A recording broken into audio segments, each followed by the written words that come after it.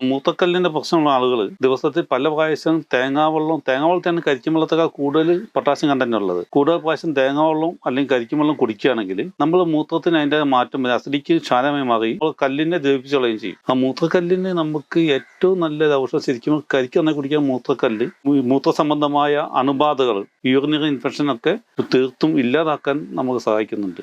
അത് തന്നെയല്ല ഡയൂററ്റിക് ആയതുകൊണ്ട് തന്നെ നമ്മളെ മൂത്രത്തിന്റെ ഒഴുക്കിനെ പെട്ടെന്ന് വിസർജ്യത്തെ നമ്മൾ പ്രേരിപ്പിക്കുകയും അത് നമ്മുടെ ശരീരത്തിൽ അനാവശ്യമായി കെട്ടിക്കിടക്കുന്ന ഫ്ലൂയിഡിനൊക്കെ ഒഴിവാക്കാൻ സഹായിക്കുകയും ചെയ്യുന്നുണ്ട്. ശരിക്കും ശരീരത്തെ ശുദ്ധീകരിക്കാൻ പ്രവർത്തനത്തിന്, അതായത് നമ്മൾ മൂത്രം ശരിക്കും ശരീരം ശുദ്ധീകരിച്ച് പുറത്തു പോകുന്നതാണ്. ആ പ്രക്രിയ കരിക്ക് വളരെയധികം നമുക്ക് ഉപകാരപ്പെടുന്നുണ്ട്. നമ്മൾ ദിവസവും ഒരു കരിക്ക് അല്ലെങ്കിൽ 2 കരിക്ക് നമ്മൾ കഴിക്കുകയാണെങ്കിൽ നമ്മുടെ ശരീരം അണുവിമുക്തം അല്ലെങ്കിൽ വിഷരഹിതമായി നമ്മുടെ മൂത്രത്തിന്റെ ഫ്ലോ തന്നെ കൂടും. നമ്മുടെ ശരീരത്തിൽ അനാവശ്യം കെട്ടിക്കിടക്കുന്ന ദ്രാവകങ്ങളൊക്കെ പുറന്തള്ളപ്പെടും.